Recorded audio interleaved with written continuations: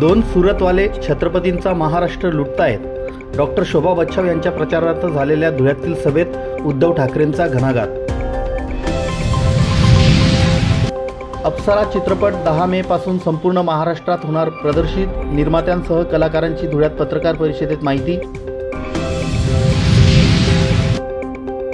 12,000ची लाच घेताना धुळ्यात लाचखोर पोलीस कॉन्स्टेबलसह पंटरला एसीबीनं केली अटक। धुळे जिल्हा परिषदेच्या अध्यक्षा धरती देवरे यांच्या अध्यक्षतेखाली स्थायी समितीची सभा संपन्न। धुळे लोकसभा मतदारसंघात डॉक्टर शोभा बच्छाव यांना योग्य वेळी उमेदवारी मिळाली आहे। आधी ज्यांना निवडून दिले ते देखील गद्दार होते। त्यांनी 10 वर्षात MIDCमध्ये कोणते उद्योग आणले नाहीत अशी देखील टीका केली। मोदी सरकार थापेबाज सरकार आहे। थापेबाज सरकारला पुन्हा निवडून द्यायचे नाही। दोन सुरतवाले छत्रपतींचा महाराष्ट्र लुटत आहेत।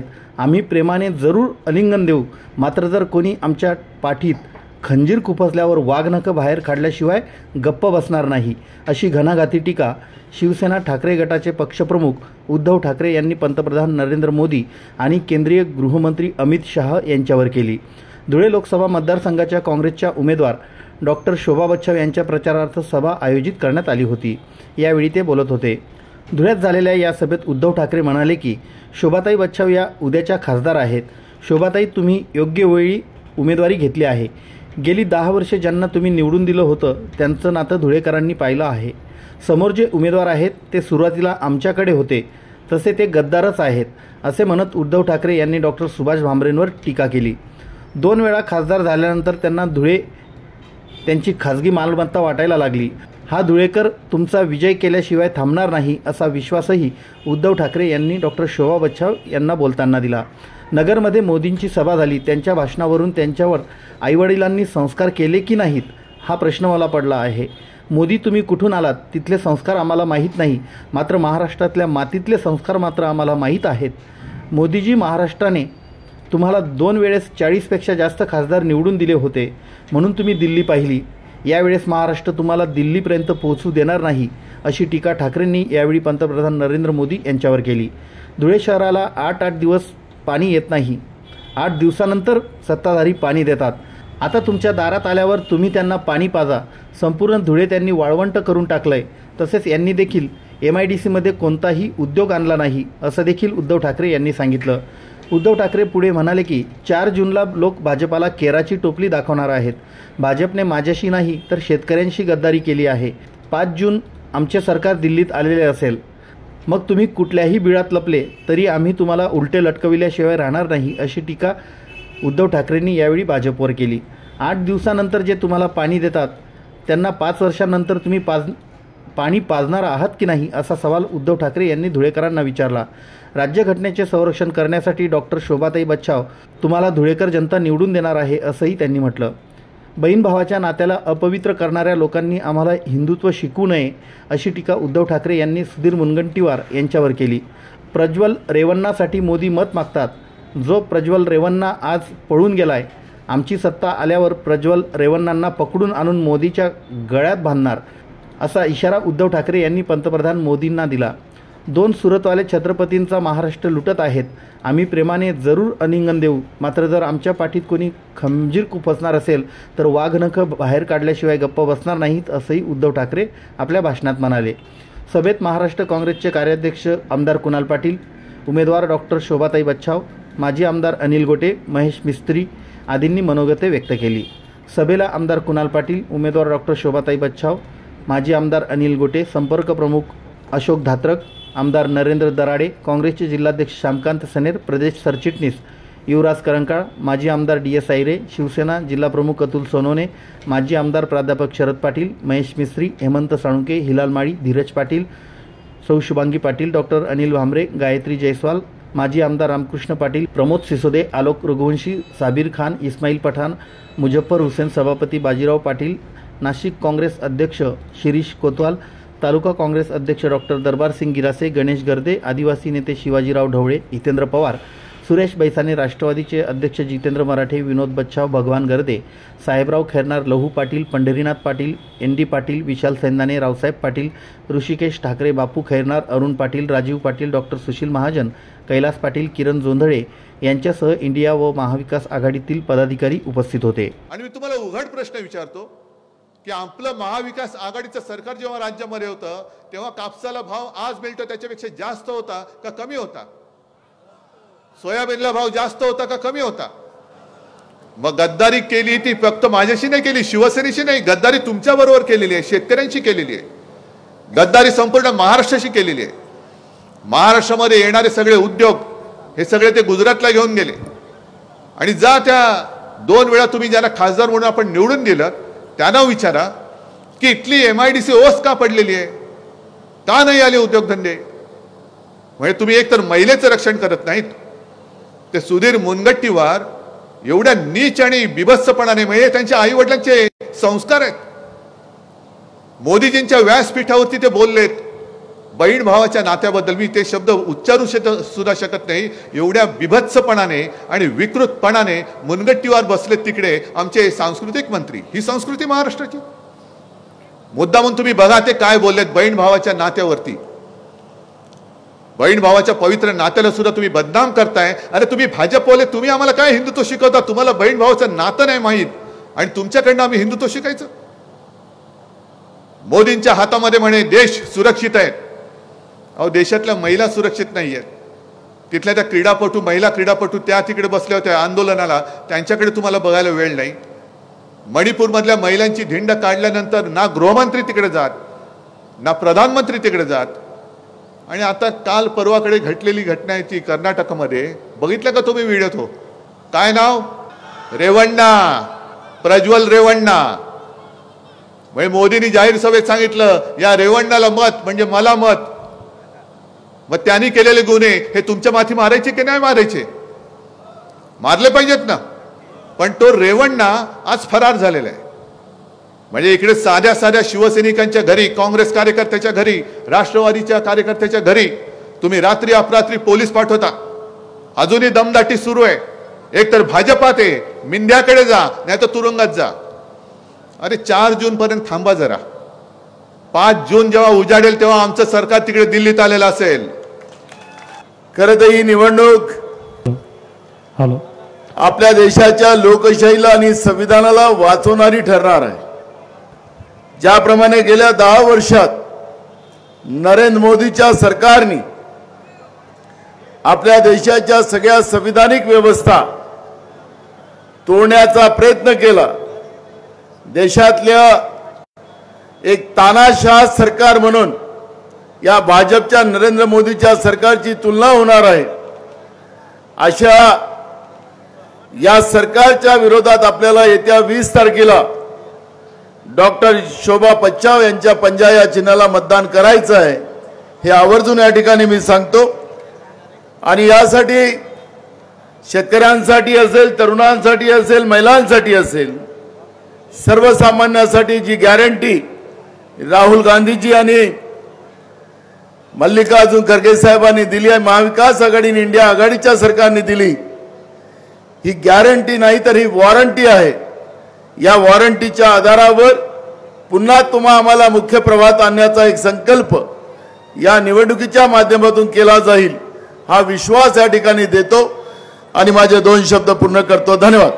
आणि सगळ्यात महत्त्वाचा शेतकऱ्यांचा जो काही प्रश्न आहे तो कांदा उत्पादक शेतकरी असेल, त्याचप्रमाणे कापूस उत्पादक शेतकरी असेल, धान्य उत्पादक शेतकरी असेल, सोयाबीन उत्पादक शेतकरी असेल, त्यांच्या शेतीमालाला कुठलाही भाव नाही आणि सर्वत्र शेतकरी हा संतप्त झालेला आहे.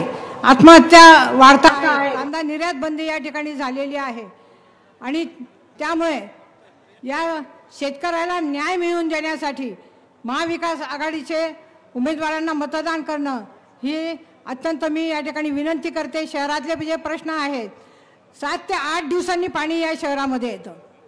या शहरातले जे रस्त्यांची अवस्था आहे ही बिकट झालेली आहे. या ठिकाणी बेरोजगारी खूप मोठ्या प्रमाणामध्ये वाढलेली आहे.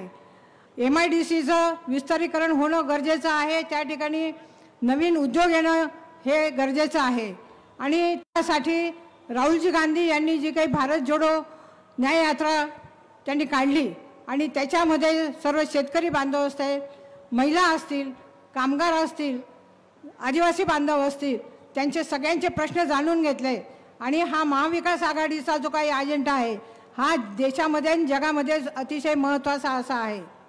त्यांना मी छाती ठोकून सांगितलेलं आहे आणि आज तुम्हाला मी सांगतो मित्रांनो की 4 तारखेला ज्या दिवशी निकाल लागेल त्या दिवशी तुम्ही सुद्धा हे आजचे माझे शब्द लक्षामध्ये ठेवाल. कमीत कमी 48 पैकी 35 जागा याच्या वरती महाविकास आघाडीचे उमेदवार त्या ठिकाणी निवडून येतात. मित्रांनो, त्यांना दाखवून द्यायचे आपल्याला की महाविकास आघाडीची ताकद काय असते. आणि तुम्ही नुसती ज्या दिवशी तुम्ही शिंदेंचा गट फोडला, ज्या दिवशी तुम्ही अजितदारांचा गट फोडला, त्या दिवशी तुम्हाला असं वाटत होतं की हे सगळे आमदार आपण बरोबर घेऊ आणि आपण पुन्हा एकदा महाराष्ट्रामध्ये आपली ताकद वाढवून टाकू. परंतु मला अत्यंत विनम्रपणे यांना सांगायचं आहे की तुम्ही गट फोडले, तुम्ही आमदार फोडले, पण सर्वसामान्य माणसाला तुम्ही फोडू शकले नाही. सर्वसामान्य माणूस हा महाविकास आघाडीच्या बाजूला त्या ठिकाणी राहून गेलेला आहे. कुस्तीगिरांना महिलांवर अत्याचार करतो, बलात्कार करतो. अरे बंद करा हो प्लीज. काय नाही तर मी इकडे बसतो, तुम्ही इकडे या. बलात्कार करणारा ब्रिजभूषण सिंग हा पंतप्रधानापेक्षा मोठा आहे. माझं वाक्य नीट लक्षात घ्या. कारण का मोठा आहे तर त्याला तिकीट दिलं नाही पण त्या मुलाला तिकीट दिलं. म्हणजे ब्रिजभूषण सिंगचं घराणं चाललं. याचा अर्थ असा आहे भावांनो आणि माता भगिनींनो की साधा अर्थ आहे की घराणेशाही चालणार नाही. म्हणजे कुणाही चालणार नाही, गांधी परिवाराची चालणार नाही, कुणाची चालणार नाही, ठाकरे परिवाराची चालणार नाही. कारण हे सभ्य सुसंस्कृत आहे. पण घराणेशाही चालेल कुणाची? बलात्काराची. जे बलात्कारी आहेत, जे भ्रष्ट आहेत, ते भारतीय जनता पक्षाला. मी महाराष्ट्र न्यूज चॅनलच्या बातमीपत्रास लाईक, शेअर, सबस्क्राईब करा. सोबतच बेल आयकॉन प्रेस करायला विसरू नका. पाहत राहा मी महाराष्ट्र चॅनल. प्रेम, राजकारण, ॲक्शन आणि सुरेल संगीताची मेजवानी अप्सरा या चित्रपटातून प्रेक्षकांना मिळणार आहे. चित्रपटाचा धमाकेदार ट्रेलर सोशल मीडियावर लॉन्च करण्यात आला असून अप्सरा हा चित्रपट येत्या 10 मे पासून संपूर्ण महाराष्ट्रात प्रदर्शित होणार आहे. या संदर्भात निर्माते सुनील भालेराव आणि चित्रपटातील कलाकारांनी धुळे जिल्हा मराठी पत्रकार संघाच्या पत्रकार भवनात मंगळवार दिनांक 7 मे रोजी पत्रकार परिषद घेऊन सविस्तर माहिती दिली. यावेळी खानदेशरत्न, अहिराणी गाण्यांचे सुपरस्टार सचिन कुमावत, चित्रपटातील कलाकार सुयश झुंझुरके, मयुरी आव्हाड, अक्षता काडगावकर, प्रज्ञा त्रिभुवन, समीक्षा भालेराव, गायक भैया मोरे, गायिका मेधा मुसळे उपस्थित होते. चंद्रकांत पवार यांनी दिग्दर्शित केलेल्या अप्सराचे निर्माते सुनील भालेराव यांच्या श्रवण फिल्म्स या निर्मिती संस्थेतर्फे या चित्रपटाची निर्मिती करण्यात आली असून त्यांची ही पहिलीच निर्मिती आहे. चित्रपटात सृष्टीत अनेक वर्ष कार्यरत असलेल्या चंद्रकांत पवार यांनी या चित्रपटाची कथा, पटकथा आणि दिग्दर्शन केलं आहे. चित्रपटातील 3ही गाण्यांचं लेखन आणि संगीत दिग्दर्शन मंगेश कांगणे यांनी केलं असून या चित्रपटाच्या निमित्ताने त्यांनी संगीत दिग्दर्शक म्हणून पदार्पण केलं आहे. गायक अभय जोधपूरकर, गायिका आनंदी जोशी, ओंकार स्वरूप, भैया मोरे, मेधा मुसळे यांच्या सुमधूर आवाजात चित्रपटातील गीते स्वरबद्ध करण्यात आली असून ही गीते प्रेक्षकांच्याही पसंतीस उतरली आहेत. अभिनेता सुयश झुंझुरके, अभिनेत्री मयुरी आव्हाड, अक्षता पाडगावकर, अभिनेत्री मेघा घाडगे, शशांक शेंडे, विठ्ठल काळे, मयूर पवार, खानदेशरत्न सचिन कुमावत, विजय निकम, राजेश भोसले, आशिष वारंग, समीक्षा भालेराव, प्रज्ञा त्रिभुवन, संघर्ष भालेराव अशी तगडी स्टारकास्ट या चित्रपटात आहे. राजा फडतरे यांनी छायांकन, निलेश राठोड यांनी संकलन, तर सुबोध आरेकर, इम्रान मालगुनकर, कृतिक माझिरे यांनी नृत्य दिग्दर्शन केलं आहे. एका तरुणाच्या मनात असलेलं एका अप्सरेचं चित्र, त्याला भेटणारी तरुणी, त्याचं बदलणारं आयुष्य या संकल्पनेवर अप्सरा हा चित्रपट बेतला आहे. एक अनोखी प्रेमकथा असलेल्या अप्सरा या चित्रपटाच्या ट्रेलरमधून कथेचा थोडाफार अंदाज बांधता येतो. तरुणाला भेटणारी त्याच्या मनातील अप्सरा आणि त्यानंतर होणारं राजकारण, त्या सगळ्याला तो तरुण कसा सामोरा जातो याचं कथानक चित्रपटाला पाहायला मिळणार आहे. सुरेल गाणी, उत्तम अभिनय या सर्वांना ॲक्शनची जोडही कमालीची आहे. त्यामुळे अप्सरा हा चित्रपट प्रेक्षकांचं पुरेपूर मनोरंजन करणार यात शंकाच नाही. तसंच या अप्सरा चित्रपटाला आणि अप्सरा चित्रपटामधील रिंगटोन वाजते दाना हे आपलं खानदेशी गाणं आहे त्याच्यात. तर नक्कीच या चित्रपटावर आपण सर्वांनी खूप प्रेम द्यावं.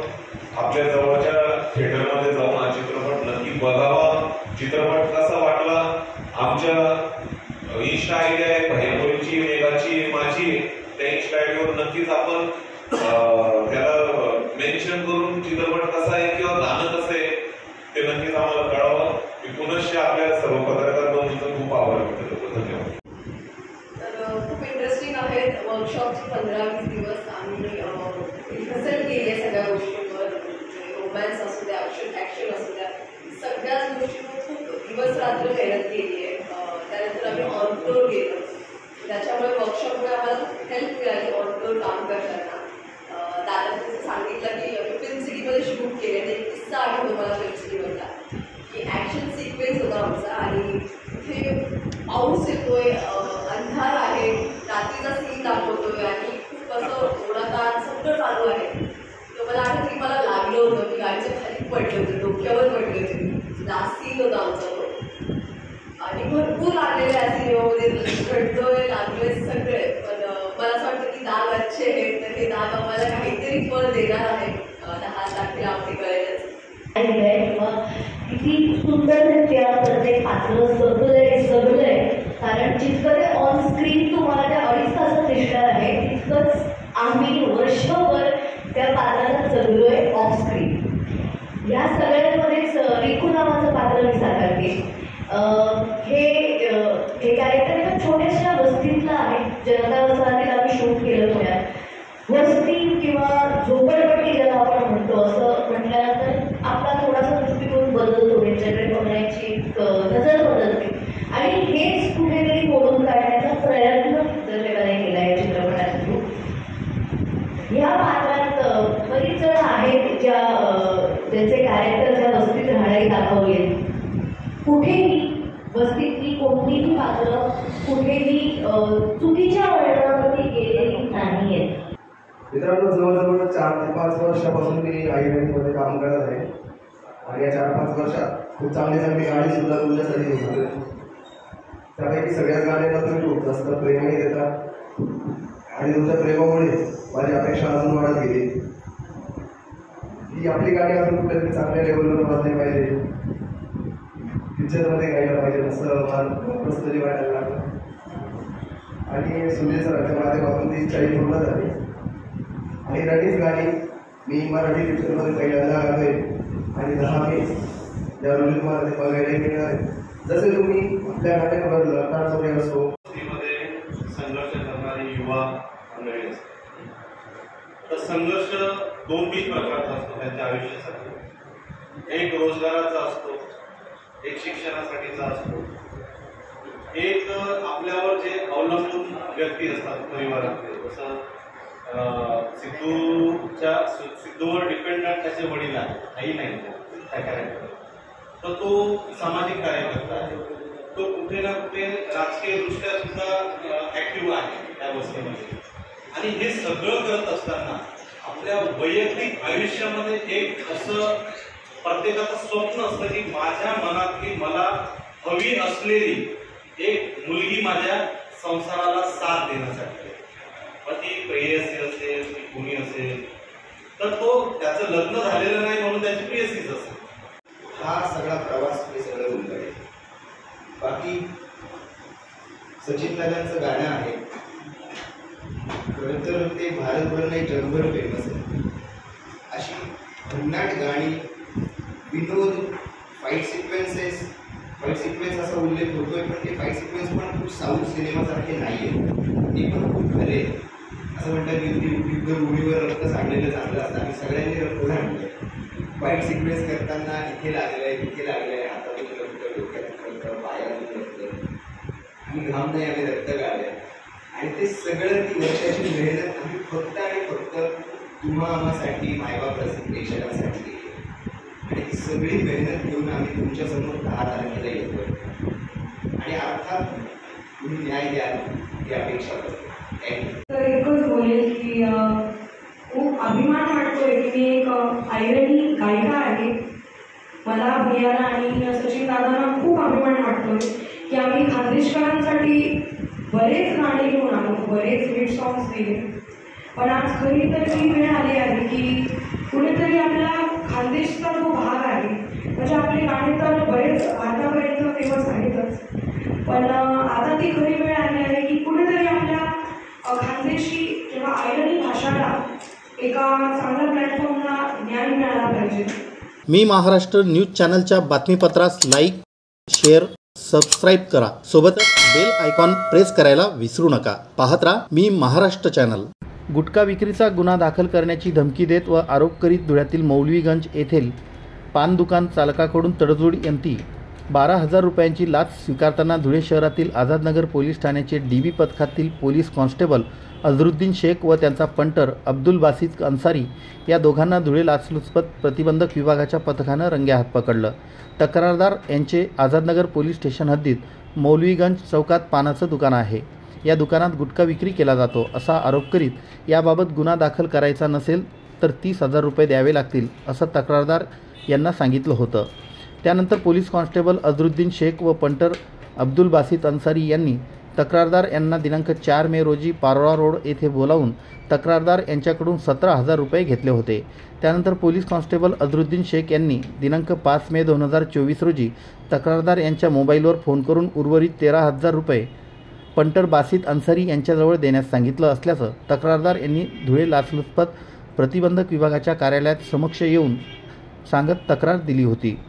सदर तक्रारीची पडताळणी केली असता पडताळणी दरम्यान पोलीस कॉन्स्टेबल अझरुद्दीन शेख यांनी तक्रारदार यांच्याकडे तडजोडीअंती 13,000 रुपये लाचेची मागणी करून लाचेची रक्कम पंटर अब्दुल बासित अन्सारी यांच्याकडेच देण्यास सांगितलं हे स्पष्ट झालं.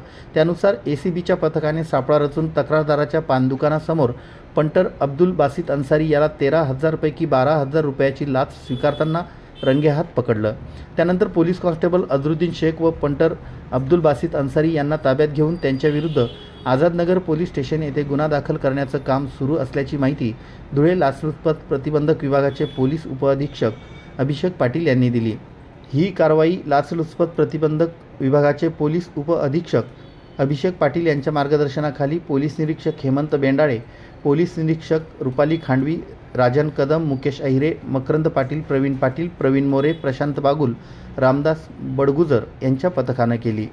आझादनगर पोलीस स्टेशन धुळे या ठिकाणी कार्यरत असलेले पोलीस कॉन्स्टेबल अझर शेख आणि एक त्यांचा खासगी पंटर अब्दुल बासित अन्सारी अशा दोघांना आज लाचलुचपत प्रतिबंधक विभाग धुळेच्या पथकाने 13,000 रुपयाची लाच रक्कम स्वीकारत असताना रंगेहात पकडलेला आहे. या प्रकरणामध्ये जे काही तक्रारदार आहे त्यांचं मौलवीगंज परिसरामध्ये पानाची दुकान आहे आणि या दुकानामध्ये गुटख्याची विक्री केली जाते असं त्यांच्यावर आरोप करून जर गुन्हा दाखल करायचा नसेल, होऊ द्यायचा नसेल किंवा कारवाई होऊ द्यायची नसेल तर त्याकरता 30,000 रुपये लाचेची मागणी यातील जे आरोपी लोकसेवक पोलीस कॉन्स्टेबल अझर शेख यांनी तक्रारदाराकडे केली होती आणि त्यापैकी ते 17,000 रुपये हे तक्रारदार यांनी दिनांक 5 मे रोजी त्यांना भीतीपोटी देऊन टाकले होते आणि उर्वरित जो 13,000 रुपये त्यांचे देणं बाकी होते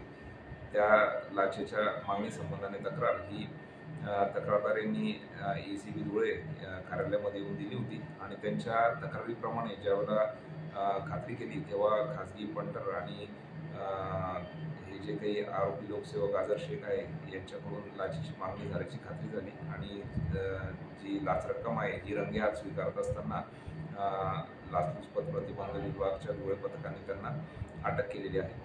या प्रकरणामध्ये आझादनगर पोलीस स्टेशन या ठिकाणी गुन्हा दाखल करण्याचं काम हे सध्या सुरू आहे. सर्व नागरिकांना विनंती आहे कोणत्याही शासकीय अधिकारी अथवा कर्मचाऱ्याने लाचेची मागणी केल्यास कृपया अँटी करप्शन ब्युरो धुळे कार्यालयाशी संपर्क साधावा. आमचा टोल फ्री क्रमांक 1064 यावर संपर्क करावा. धन्यवाद. मी महाराष्ट्र न्यूज चॅनलच्या बातमीपत्रास लाईक, शेअर, सबस्क्राईब करा. सोबतच बेल आयकॉन प्रेस करायला विसरू नका. पाहत राहा मी महाराष्ट्र चॅनल. धुळे जिल्हा परिषदेच्या अध्यक्षा धरती देवरे यांच्या अध्यक्षतेखाली स्थायी समितीची सभा मंगळवार दिनांक 7 मे रोजी संपन्न झाली. जिल्हा परिषद अध्यक्षांच्या दालनात झालेल्या या सभेला जिल्हा परिषदेचे उपमुख्य कार्यकारी अधिकारी तथा सचिव BS अकलाडे, पदाधिकारी, विविध समित्यांचे सभापती तसेच सर्व विभागांचे अधिकारी, विभाग प्रमुख उपस्थित होते. सभेत सदस्यांचे रजेचे अर्ज असल्यास त्यांच्या रजा मंजुरीबाबत विचार करणे, विषय समित्यांनी त्यांची मागील सभेत केलेल्या ठरावावरील कार्यवाहीचा आढावा घेणे, शासन निर्णय, शासन परिपत्रकांचे वाचन करून दाखविणे, सभापती, स्थायी समिती, जिल्हा परिषद धुळे यांच्या परवानगीने आयत्या वेळेच्या विषयावर ठराव करणे, आजच्या सभेचं इतिवृत्त व ठराव वाचून कायम करणे या विषयांवर चर्चा करून मंजुरी देण्यात आली. तसेच धुळे लोकसभा मतदारसंघासाठी 20 मे रोजी घेण्यात येणाऱ्या मतदान प्रक्रियेच्या नियोजनाचा आढावा जाणून घेण्यात आला. मतदानाची टक्केवारी कशी वाढेल यासाठी आवश्यक सूचना देऊन यंत्रणेला निर्देश देण्यात आले. या संदर्भात सूक्ष्म नियोजन करण्यात आलं असल्याची माहिती सचिव तथा उपमुख्य कार्यकारी अधिकारी BS अकलाडे यांनी दिली. नियमानुसार दर 30 दिवसांनी म्हणजे दर महिन्यात व्हावे लागते. त्याप्रमाणे आज झाले, पण आचारसंहिता असल्यामुळे कोणतेही धोरणात्मक विषय आपण या मीटिंगमध्ये घेत नाही. मात्र बाकी जे विषय असतात रेग्युलर विषय म्हणजे मागच्या सगळ्या वेगवेगळ्या समित्यांचा आढावा, त्यानंतर आयत्या वेळेचे विषय, तर असे विषय आजच्या पत्रिकेवर होते. आज चर्चा करत असताना असं लक्षात आलं की आम्ही काही शासन परिपत्रक जे आले असते ते पण आपण या समितीसमोर मांडत असतो. तेव्हा त्यांना असं सांगितलं की 1 मे रोजी मुख्य निवडणूक आयुक्तांचं पत्र आलं आहे की मतदान टक्केवारी वाढवण्यासाठी काय करावं लागेल. त्यासाठी प्रत्येक गावामध्ये घरोघरी जाऊन मतदारांना आवाहन करावे की तुम्ही या येणाऱ्या लोकसभा निवडणूक 2024मध्ये भरघोस मतदान करावे. लोकशाहीच्या या महाकुंभामध्ये सहभाग घ्यावा याबद्दल आम्ही मान्य अध्यक्ष महोदयांना, सन्मान्य सदस्यांना अवगत केलं आणि त्यांनी पण या बाबतीमध्ये एक सकारात्मक हे दिले, आम्हाला अभिप्राय दिले की चांगलं काम होत आहे. आपण मायक्रो प्लॅनिंग केलं आहे की प्रत्येक जे 4 तालुके आपल्याकडे तर त्याच्यात आपण 50% कमी, त्यानंतर 60% कमी मतदान झालेले प्रत्येक पोलिंग बूथ आणि 60% जास्त असे 3 प्रकार कॅटेगरीमध्ये आपण हे केलेलं आहे. मान्य मुख्य कार्यकारी अधिकारी यांनी असं सांगितलं की आपण पहिले प्रायमरी 60% कमी असे आपल्याकडं जवळजवळ 404 बूथ्स आहेत पूर्ण जिल्ह्याभरामध्ये. याच्यावर आपण प्राधान्याने हे करतो आहे, फोकस करतो आहोत. याच्यामध्ये आपण जिल्हा स्तरावरून 3-3 खाते भरून प्रत्येक तालुक्याला वाटून दिलं आहे. त्यांनी मॉनिटरिंग करावं डेली जाऊन. त्याचबरोबर आपण प्रत्येक 10 बीटसाठी एक विस्तार अधिकारी दर्जाचा अधिकारी दिलेला आहे आणि प्रत्येक बूथसाठी आपण कमीत कमी 3 लोकांची समिती स्थापन केलेली आहे. त्याच्यामध्ये अंगणवाडी सेविका, त्याच्यानंतर पोलीस पाटील, स्थानिक शिक्षक, आशा वर्कर यांचे एक ग्रुप तयार करून त्यांना आपण वाटून दिलेलं आहे की तुम्ही प्रत्येक साधारणतः 300 घरामध्ये आपण रोज म्हणजे शक्य होईल तेव्हा जाऊन त्यांना कन्व्हिन्स करावं. वोटर आपल्या हे जे आहे आपलं वोटर स्लिप पण आपल्या आता वाटप सुरू झालेलं आहे त्याच्यामध्ये आणि साखरीच्या याच्यामध्ये ऑलमोस्ट वाटप संपण्यात आलेलं आहे. त्या सगळ्या पत्रकार महोदयांच्या सहकार्यामुळे त्याला एक चांगली व्यापक प्रचार प्रसिद्धी मिळाली तर सांगायला. सर्वप्रथम तुमचं आम्हाला आमच्या प्रशासनावरती मी आभार मानतो ॲज अ स्वीटवाडी नोडल अधिकारी. आणि एक आहे की जोपर्यंत आपण प्रचार प्रसिद्धी की त्याच्या जाणीव जागृती आपण करू शकतो तर निश्चितच मतदान वाढीमध्ये त्याचा फायदा होणार. मी महाराष्ट्र न्यूज चॅनलच्या बातमीपत्रास लाईक, शेअर, सबस्क्राईब करा. सोबतच बेल आयकॉन प्रेस करायला विसरू नका. पाहत राहा मी महाराष्ट्र चॅनल.